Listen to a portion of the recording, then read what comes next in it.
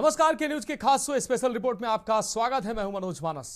आज हम फिर हाजिर हैं देश और विदेश की कुछ खास और अहम खबरों के साथ। और आज हम सबसे पहले बात करेंगे यूपी के सीएम योगी आदित्यनाथ के 38वें मथुरा वृंदावन दौरे की। जन्माष्टमी के खास मौके पर सीएम योगी यहां भगवान श्री कृष्ण की भक्ति में लीन नजर आए। वहीं अमेरिकी राष्ट्रपति डोनाल्ड ट्रंप और रूसी राष्ट्रपति व्लादिमीर पुतिन के बीच हुई अहम मुलाकात की हम बात करेंगे। अलास्का में हुई इस अहम बैठक में 2.5 घंटे से ज्यादा चली ये अहम बैठक।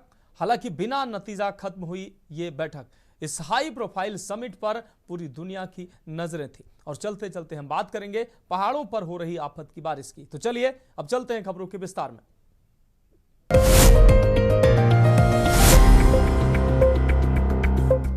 तो स्पेशल रिपोर्ट में पहली अहम रिपोर्ट की बात करते हैं। भगवान श्री कृष्ण के 5252वें जन्मोत्सव पर मुख्यमंत्री योगी आदित्यनाथ मथुरा पहुंचे। इसके साथ ही उनके नाम एक नया रिकॉर्ड बन गया। वह यूपी के पहले ऐसे मुख्यमंत्री हैं जो पिछले 8 सालों में 38 बार मथुरा और वृंदावन के दौरे पर आ चुके हैं। ये खास रिपोर्ट देखिए। 645 करोड़ की 118 विकास योजनाओं का तोहफा। उत्तर प्रदेश के मुख्यमंत्री योगी आदित्यनाथ ने मथुरा को 645 करोड़ की 118 विकास परियोजनाओं का तोहफा दिया। यहां आयोजित जनसभा में योगी ने कहा कि हमारी सरकार गुलामी के अंश को खत्म कर रही है। हमने अयोध्या में 500 सालों की गुलामी के प्रतीक को हटा दिया। अब हम मथुरा में भी यही काम करेंगे। सीएम योगी ने कब किया मथुरा दौरा। नवंबर 2023 में पीएम मोदी के वृंदावन दौरे की तैयारियों का निरीक्षण किया था। बांके बिहारी मंदिर में पूजा अर्चना की। जून 2023 में वृंदावन पहुंचे और सतगुरुओं से मुलाकात की। मार्च 2025 में होली के अवसर पर बरसाना में रंगोत्सव 2025 का उद्घाटन किया। प्रमुख विकास परियोजनाएं घोषित की। अक्टूबर 2024 में ब्रज तीर्थ विकास परिषद की बैठक की अध्यक्षता की, जहां मथुरा वृंदावन में विकास के लिए 133 करोड़ के प्रस्ताव मंजूर किए गए। अन्य कई मौकों पर मथुरा के विकास पर चर्चा और घोषणाएं की। उत्तर प्रदेश के मुख्यमंत्री योगी आदित्यनाथ ने कहा कि 5000 वर्ष से भी पहले से ये ब्रजभूमि भगवान श्री कृष्ण के पूर्ण अवतार के रूप में है।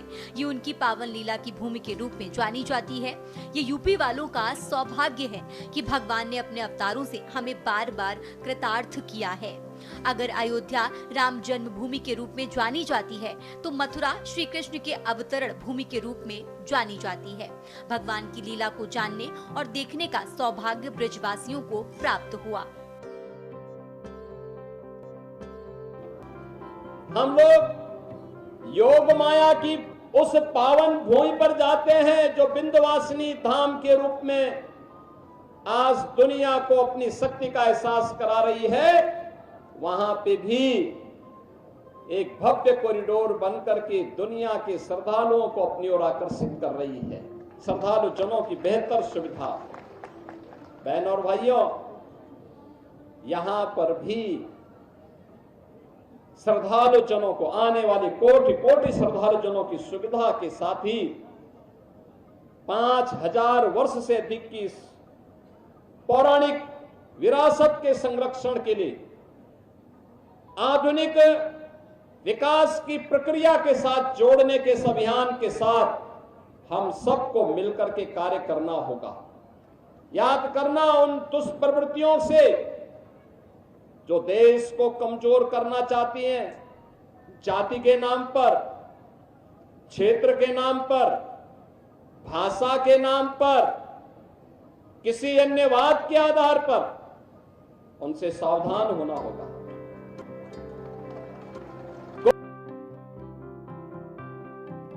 योगी ने कहा कि हमारी सरकार मथुरा वृंदावन की पौराणिकता को वापस लौटाने का काम करेगी। आज काशी और अयोध्या पूरे वैभव के साथ पूरे देश और विश्व के श्रद्धालुओं को अपनी ओर आकर्षित कर रहे हैं। गौ संरक्षण के लिए अपने आप को समर्पित करना होगा और गौ संरक्षण का आदर्श केंद्र भी आज के दिन पर हमारा ये मथुरा वृंदावन बना हुआ है। यहां पर अनेक बड़ी बड़ी गौशालाएं काम कर रही हैं और इसीलिए डबल इंजन की सरकार ने व्यवस्था की है कि निराश्रित गौ आश्रय स्थल पर कोई भी गाय रहेगी, कोई किसान, कोई अन्नदाता किसान अगर उसका संरक्षण करता, उसका लालन पालन करता है, तो सरकार उस परिवार को, उस किसान परिवार को 1500 रुपये हर महीने उस गौ माता की सेवा के बदले उपलब्ध करवाएगा। 16 लाख से भी गौवंश का संरक्षण वर्तमान में प्रदेश के अंदर किया जा रहा है। सीएम योगी ने कहा कि मुझे साल में 2 बार जन्माष्टमी और बरसाना रंगोत्सव के मौके पर मथुरा आने का सौभाग्य मिलता है। हमारी सरकार ने ये तय किया है कि मथुरा, वृंदावन, बरसाना, गोकुल, बलदेव, गोवर्धन और राधा कुंड को तीर्थ के रूप में विकसित करेंगे। ये डबल इंजन की सरकार है। हम अपनी आध्यात्मिक विरासत की संरक्षण और श्रद्धालुओं की सुविधा के लिए अडिग हैं। इससे पहले मुख्यमंत्री ने मंदिर में भगवान श्री कृष्ण की पूजा अर्चना भी की। स्पेशल डेस्क के न्यूज इंडिया।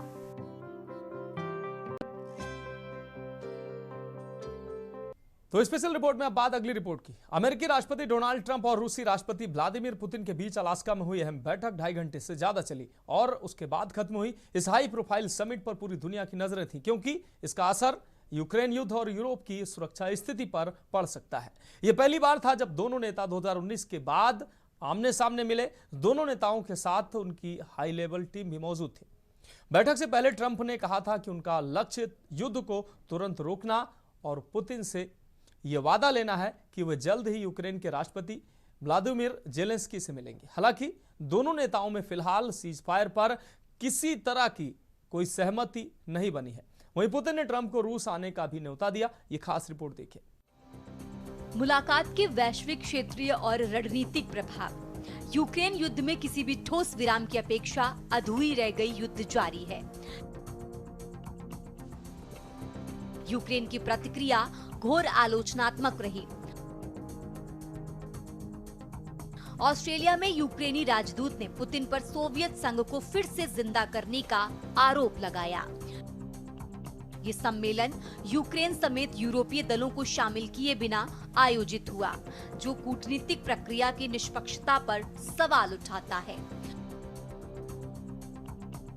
यूरोपीय देश चिंतित हैं कि ट्रंप रूस को कोई अन्य की तुलना में तनाव मुक्त संधियां दे सकते हैं,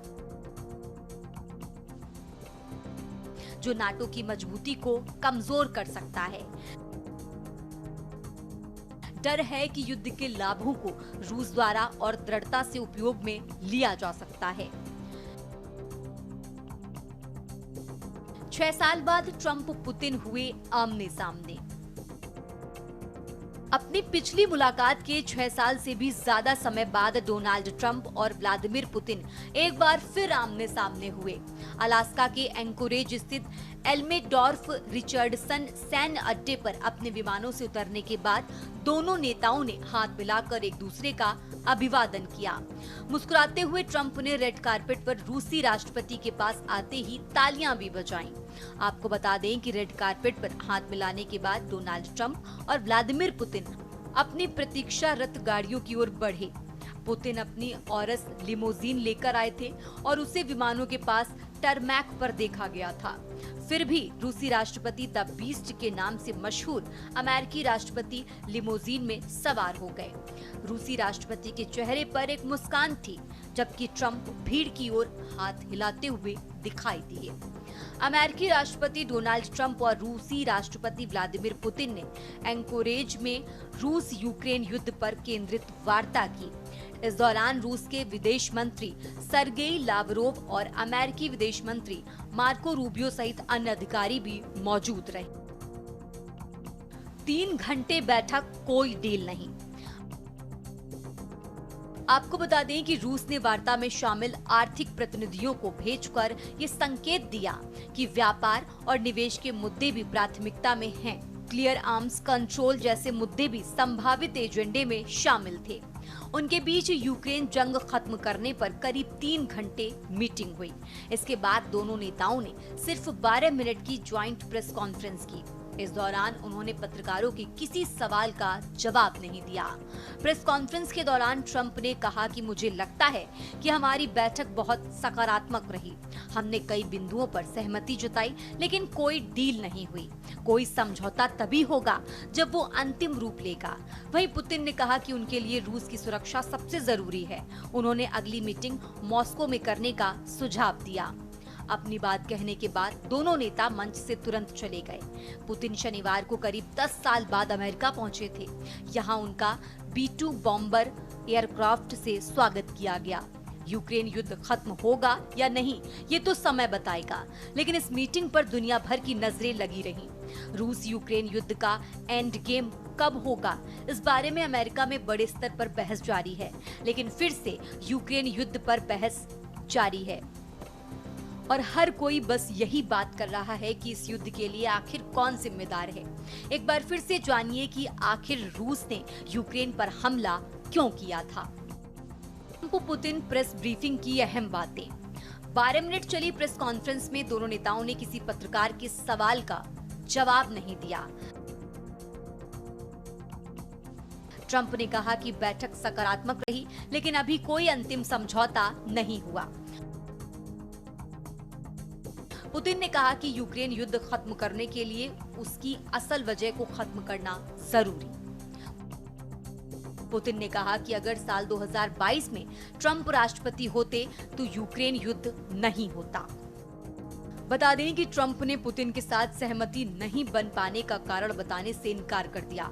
ट्रंप ने कहा कि मुझे लगता है कि पुतिन इसे पूरा होते देखना चाहते हैं।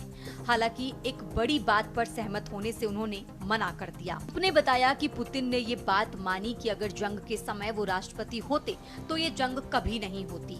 ट्रंप ने कहा कि ये युद्ध कभी नहीं होना चाहिए था। आप जानते हैं कि बहुत सारे युद्ध कभी नहीं होने चाहिए थे। ये बेवकूफी भरी बातें होती हैं। वहीं ट्रंप ने रूस के हमले को न रोक पाने के लिए पूर्व राष्ट्रपति जो बाइडेन को दोषी ठहराया। F-22 फाइटर जेट मॉस्को तक गए। बता दें कि अमेरिका का फाइटर जेट F-22 पुतिन के विमान के साथ अलास्का से रूस के मॉस्को तक छोड़ने गए। F-22 पांचवी पीढ़ी का स्टील्थ लड़ाकू विमान है, जिसे बोइंग ने विकसित किया है। ये अपनी हवाई क्षमताओं के लिए जाना जाता है। F-22 दुनिया का सबसे उन्नत लड़ाकू विमान है, जिसमें लंबी दूरी तक हवा से हवा और हवा से जमीन पर मार करने की क्षमता है। यूक्रेनी ने लगाया भेदभाव का आरोप। वहीं यूक्रेन के विदेश मामलों के संसदीय समिति के अध्यक्ष ओलेक्सांद्र मेरेज़्को ने ट्रंप पर बातचीत के दौरान भेदभाव का आरोप लगाया। मेरेज़्को ने मीडिया को बताया कि पुतिन का स्वागत ट्रंप ने गर्मजोशी से किया। वहीं दूसरी तरफ फरवरी में यूक्रेनी राष्ट्रपति जेलेंस्की के साथ बैठक के दौरान बहुत आक्रामक व्यवहार किया गया था। मेरेज़्को ने कहा कि ये यूक्रेन के लिए भी एक झटका है। वो कहते हैं कि अमेरिका हमारा सहयोगी है, पुतिन एक दुश्मन है, एक तानाशाह है। ये हमें फिर से याद दिलाता है कि हम वास्तव में सिर्फ खुद पर ही भरोसा कर सकते हैं। मेरेज़्को ने कहा कि उन्हें इस बात पर भी आश्चर्य है कि 2 महीने पहले ही कीव पर रूसी हमले में एक अमेरिकी नागरिक की मौत हो गई थी। वो कहते हैं कि अमेरिका को हमेशा इस बात पर गर्व रहा है, राष्ट्रपति अपने नागरिकों के लिए खड़ा है। अब यहाँ राष्ट्रपति एक ऐसे व्यक्ति से हाथ मिला रहे हैं जो एक अमेरिकी नागरिक की हत्या के जिम्मेदार हैं। स्पेशल डेस्क के न्यूज इंडिया। तो फिलहाल स्पेशल रिपोर्ट में वक्त एक अहम ब्रेक का है। ब्रेक के बाद अगली रिपोर्ट का रुख करेंगे।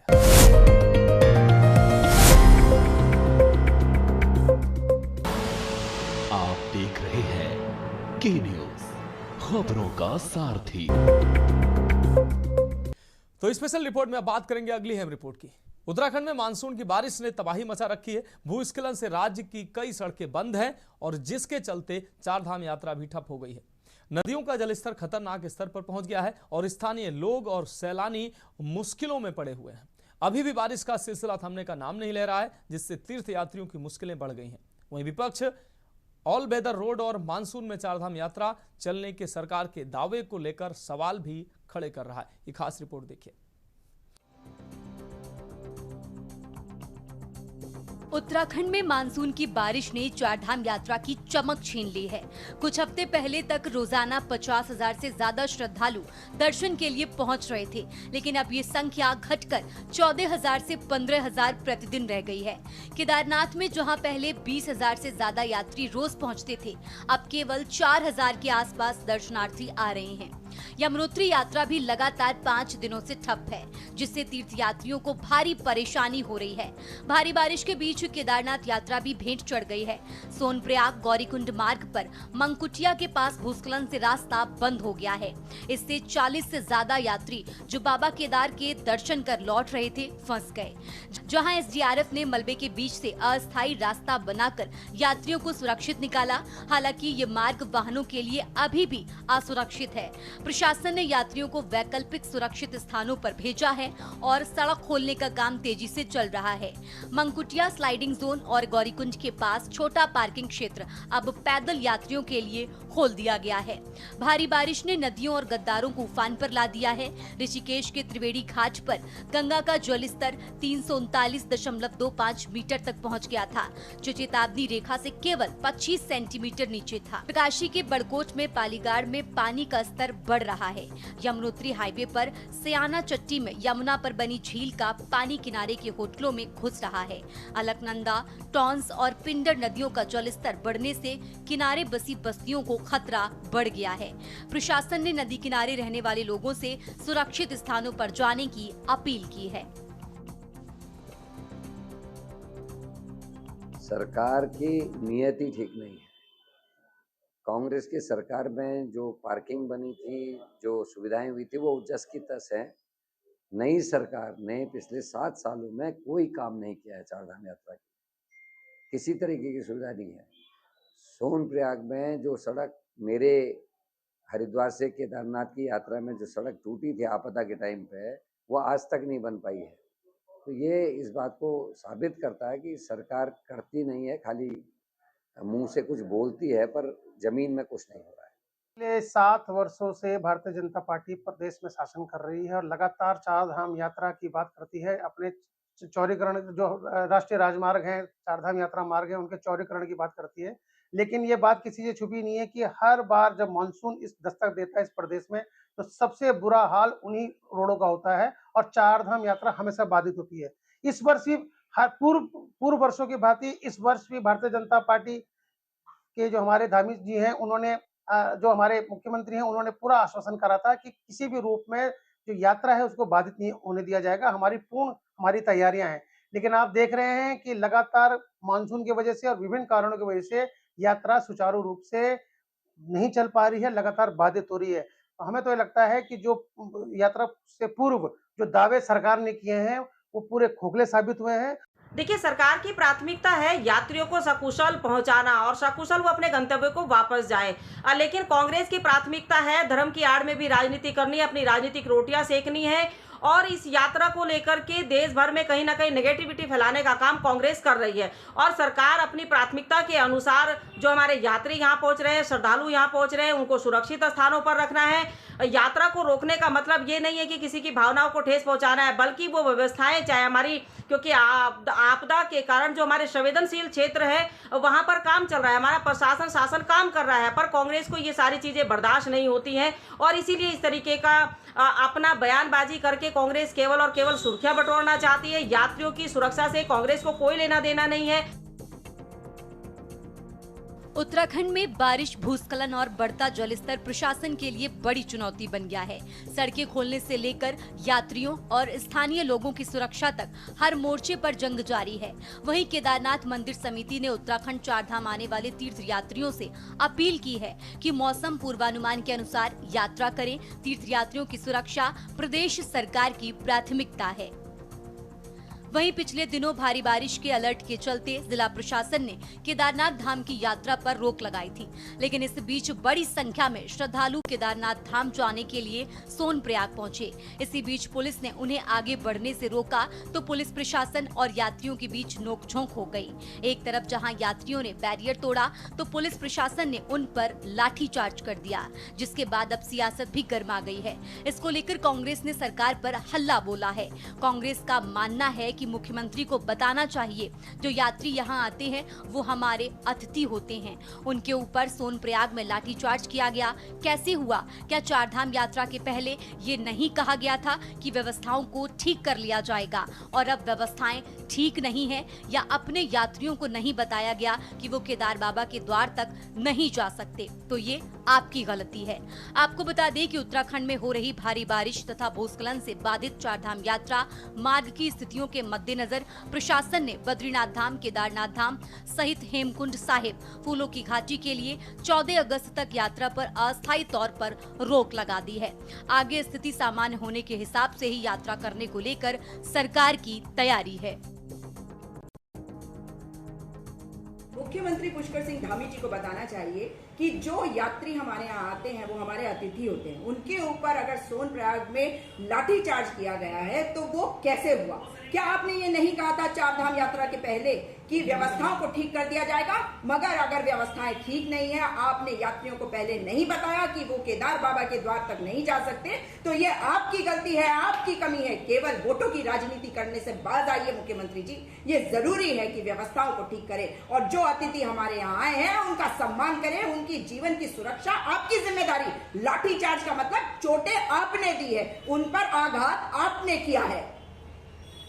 देखिए, इस समय केदारनाथ का जो पूरा रूट है वो रेड जोन में है, क्योंकि लगातार ऊपर से पत्थर गिर रहे हैं, चट्टानें गिर रही हैं, भारी बारिश हो रही है, इसलिए वहाँ जाने की किसी को भी अनुमति नहीं है। जो दूर दराज से श्रद्धालु आए हैं, हो सकता है उनको इसकी जानकारी ना हो, इसलिए पुलिस की जो ड्यूटी है वो उनको सुरक्षित स्थानों तक पहुँचाना और सुरक्षित उनको रखना और उनको सुरक्षा देना, ये पुलिस की ड्यूटी है। इसलिए इस विषय को लेकर के पुलिस और श्रद्धालु जनों में कुछ बहस हो गई थी, लेकिन वो सारा मामला वहीं पर को शांत हो गया, सामान्य है।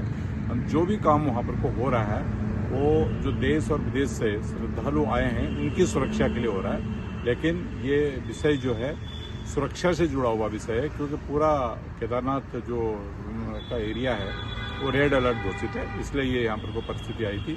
हम सभी श्रद्धालुओं से विनम्र निवेदन करते हैं, प्रार्थना करते हैं कि इस समय जो है वो केदारनाथ मंदिर के दर्शन के लिए न जाएं, क्योंकि रास्ता बहुत खराब है। बीते दिनों भारी बारिश और आपदा ने उत्तराखंड को गहरे जख्म दिए हैं। भारी बारिश ने जनजीवन खासा प्रभावित हुआ है। रुक रुक कर हो रही बारिश की वजह से कई संपर्क मार्ग लगातार बाधित हो रहे हैं, जिससे लोगों को आवाजाही में परेशानियों का सामना करना पड़ रहा है। वहीं मौसम विभाग ने आज फिर कई जिलों में बारिश की संभावना जताई है, साथ ही अलर्ट जारी कर लोगों को सचेत रहने की अपील की है। वहीं विपक्ष को भी सरकार की तैयारियों पर प्रदेश में अव्यवस्थाओं को लेकर घेरने का मौका मिल गया है। Uttarakhand desk report. तो स्पेशल रिपोर्ट में आज के लिए मेरे साथ इतना ही। मुझे दीजिए इजाजत और आप देखते रहिए के न्यूज इंडिया।